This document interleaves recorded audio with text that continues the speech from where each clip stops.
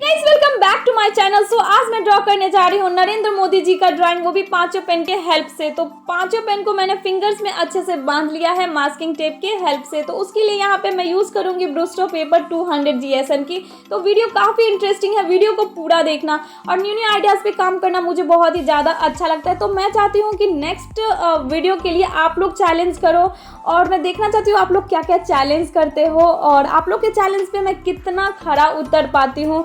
तो आप लोगों के कमेंट का मैं वेट करूंगी। तो आप लोग मुझे भर भर के कमेंट करें, और साथ ही साथ कमेंट करके ये भी बताएं कि ये वाली वीडियो आपको कैसी लगी। और अगर चैनल पे नए हो तो चैनल को जरूर सब्सक्राइब करें, वीडियो अच्छी लगती है तो वीडियो को लाइक करें। और आप मुझे इंस्टाग्राम पे फॉलो जाके जरूर कर ले, लिंक आपको मेरे डिस्क्रिप्शन में मिल जाएगा। और मैं आपको बता दूँ कि इस स्केच को बनाने में मुझे 2 घंटे लग गए हैं। तो थोड़ा सा मैंने वीडियो को फास्ट किया है, और बाकी वीडियो को पूरा देखें एंड लास्ट में मुझे कमेंट करके ज़रूर बताएं कि नेक्स्ट वीडियो किस टॉपिक पे होना चाहिए।